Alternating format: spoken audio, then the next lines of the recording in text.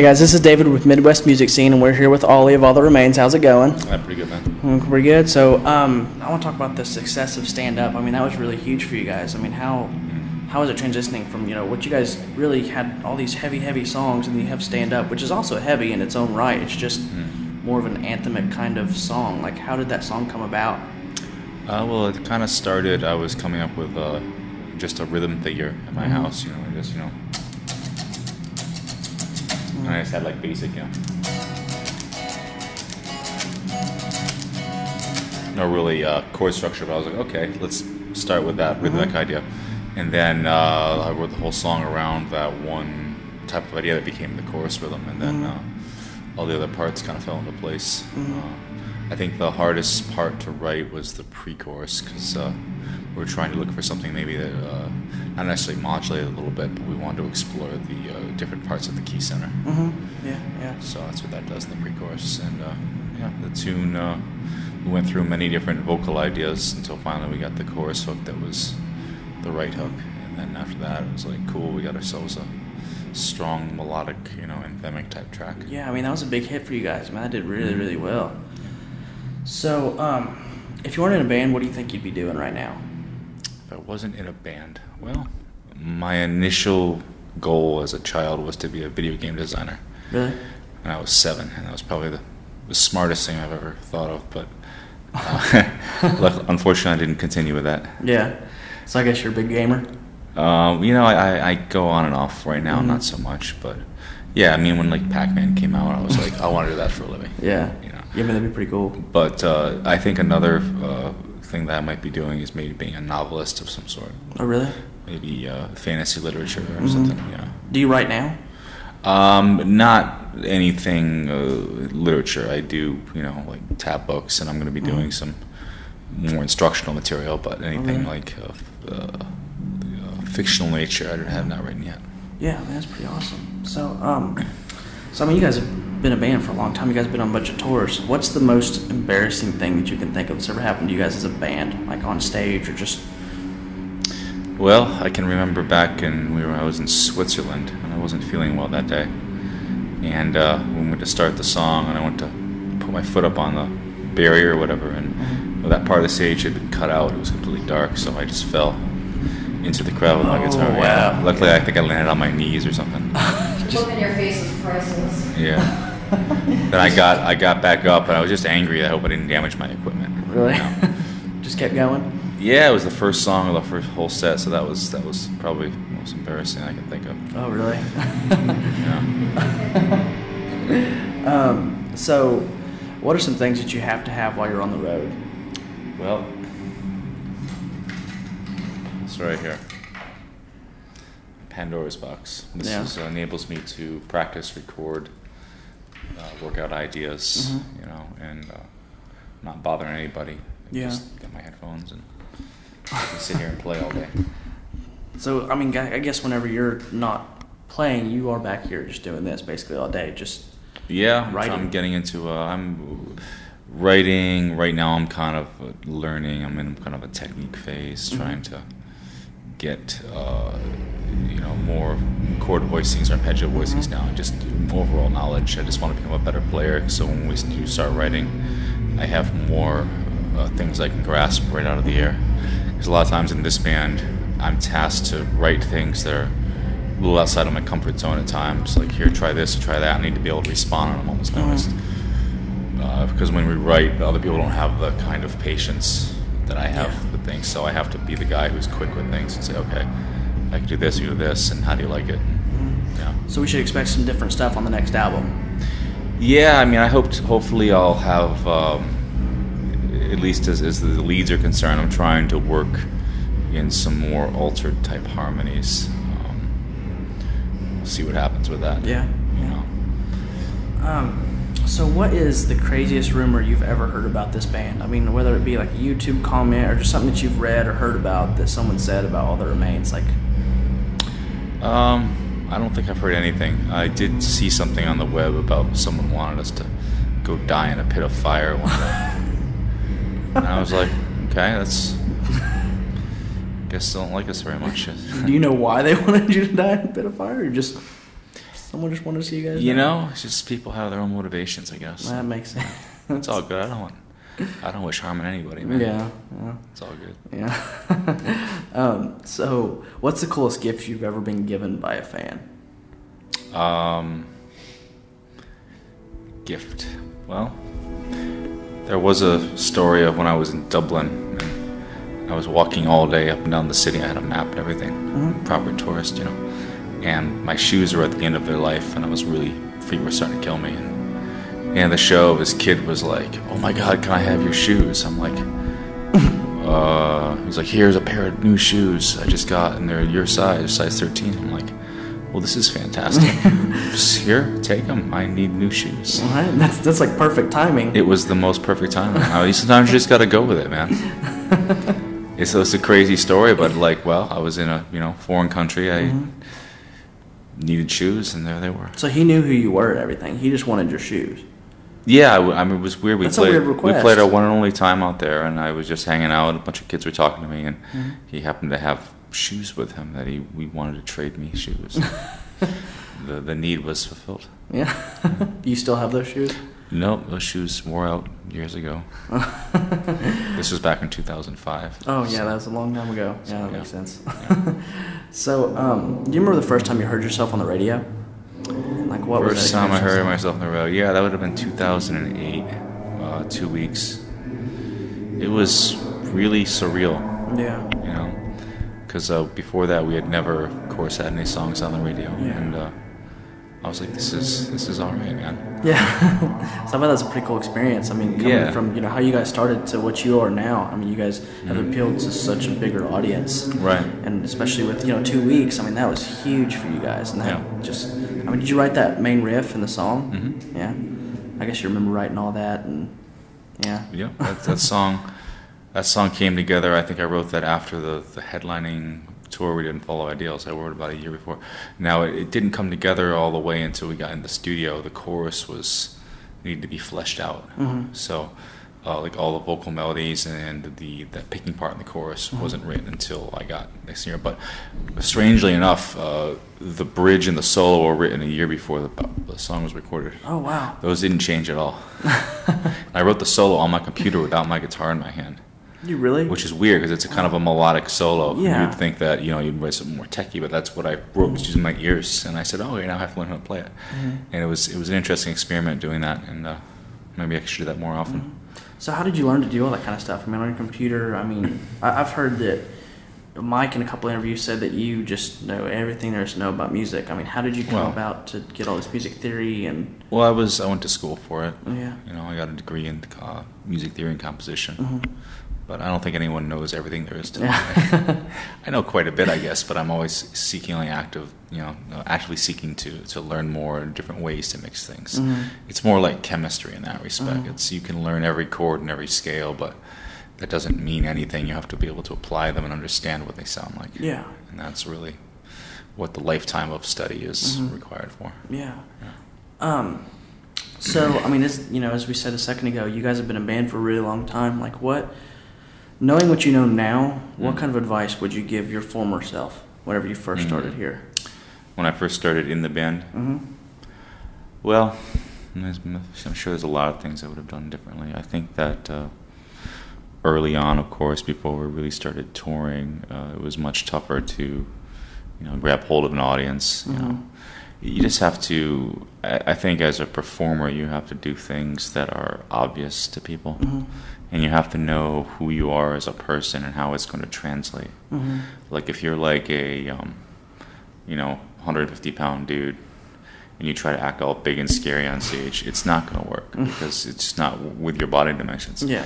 Conversely, if you're, someone twice that size and you try to act like kind of dainty, it's going to look silly.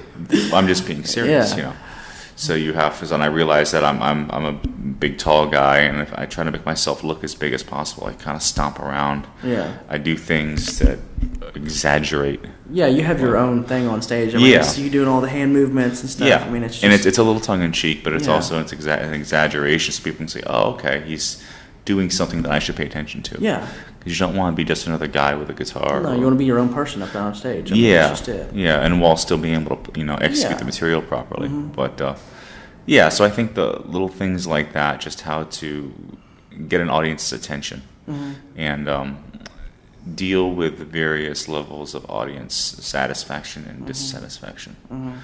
Like, I like playing to audiences that are friendly toward us, obviously.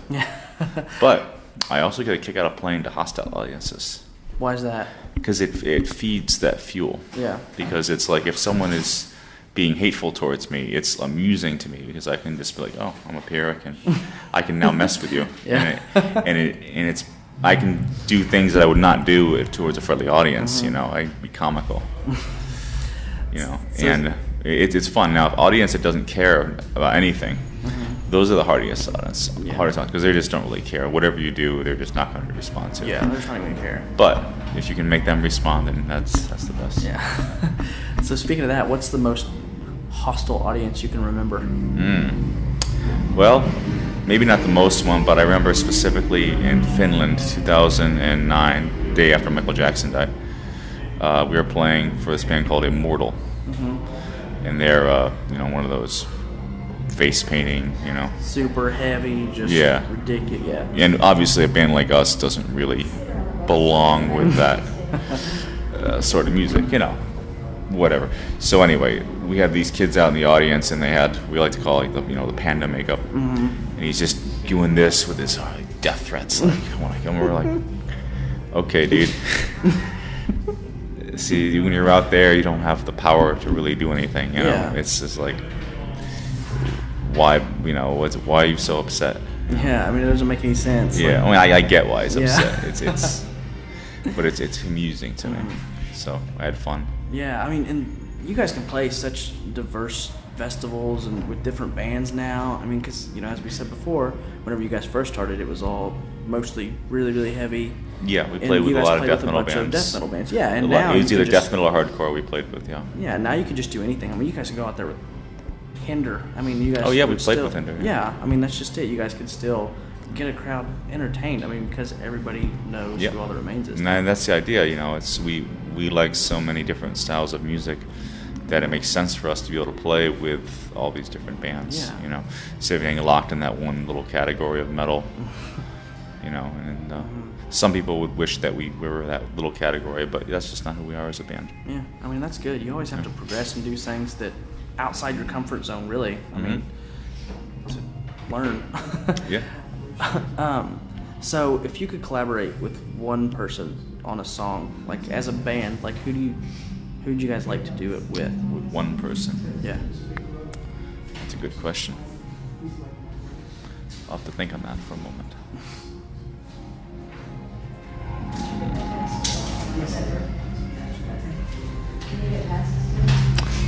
Well, as I've always said, I've always been a big Andy LaRocque fan, and he's a producer. Yeah. Pretty good producer out in Sweden. And it would be interesting to see what he would do on a song as a producer. Yeah. He has great ears. So maybe you guys get to do that before too long. Maybe, or maybe something like when I do a solo project or something. Yeah. See how his sensibilities are with my material. Yeah. So, what's the most bizarre experience you've ever had with a fan? Bizarre, huh? Yeah. Well, there's always the strange places that you sign things, like shoes and whatnot. Shoes. I signed a tampon once. There you go. Signed a tampon? Yeah. That's way. I haven't done I that. don't know if they were trying to tell me something. I'm not sure. Yeah. That's awesome. Were they driving an F-150? Possibly. So, whenever you first started out, I mean, were your parents did they support your music career? Well, when I was starting playing guitar, you mean? Yeah. Whenever you got in the band and everything started developing into what it is today. There was different things. I mean, when I first started playing guitar, they were very supportive because, they wanted me to do something that I would enjoy and that I would actually work at doing, because I kept quitting. And I tried piano, I tried trombone, and I kind of inevitably quit those things. So they were like, all right, this one you can't quit, because otherwise no more music stuff. Yeah. Okay, so did the guitar thing, went to school for it, and they were happy I was teaching. I was making money doing it. And then I got into the band, we started touring, and I stopped making money. And at that point, they were like, "Ooh, this maybe isn't so good. Maybe this is not the right path for you." I'm like, no, I'm gonna stick this out. So there was that period of time, probably 2004 or 5, when people are like, "Yeah, man, this maybe isn't the right thing right now." Yeah. But I said, "Screw it! I put a lot of time into this band. Let's keep pushing at it and see what comes of it." Yeah, I mean, and you definitely made the right decision. Yeah, I believe so. I mean, coming from what you guys are now, I mean, that's just crazy. You just gotta want it badly enough. You gotta persevere. Otherwise, it may be elusive. Some people get success really early without trying too hard, but to hold on to that, I think it takes a bit of dedication. So, who do you think really started metal? I mean, like before Black Sabbath, before those bands. I mean, what do you think had actually started the? You want what I think is the impetus for metal? Yes. Metal is. It's basically, I think it's been with us since the dawn of time. It's basically when anyone feels kind of anger or outrage, and they want to express frustration, emotion. I think as far as a specific composer, I would say Beethoven. Was the guy who invented metal, because he was able to express that anger and frustration in his music. And then you had guys like Modest Mussorgsky, Russian composer. He's also very angsty, that's even a word. So I think the metal spirit has been around, again, since the dawn of time. But back in the Middle Ages, you weren't allowed to do things like tritones and stuff. So they couldn't really express that side of it until you get further on, like even the Baroque period, a little bit. But I think Beethoven was our first metalhead. So can you say that like he influences you on your music? Absolutely. So do you still listen to him today? Yep. That's awesome. I mean, you guys need to start putting some strings and stuff everywhere. Bunch of piano. Cool. That'd be pretty sweet. I've thought about keys. Really? Background stuff. Yeah. Yeah, it worked really well. I mean, I'm sure you guys could figure out to do it somehow. Yeah. Again, I have a little piano training. I can at least write the parts. I'm not really a piano player. Yeah. But no, I think of things in very symphonic ways. Usually, try to hear the whole pieces. Like I'll hear the vocals and the guitars and how they weave together. And, hear things in a vertical harmonic context rather than just as a melodic one all the time. So it's important to be able to get a gist of how everything works together, because that's when someone's listening to your song, they're hearing the combination of everything. They're not necessarily picking out one instrument. Sometimes they do, but usually it'll be the vocals. But you have to be aware of how everything kind of floats together. Yeah, of course. So tell me one embarrassing thing about a bandmate. Embarrassing thing about a bandmate? Maybe something that they've done or something that just...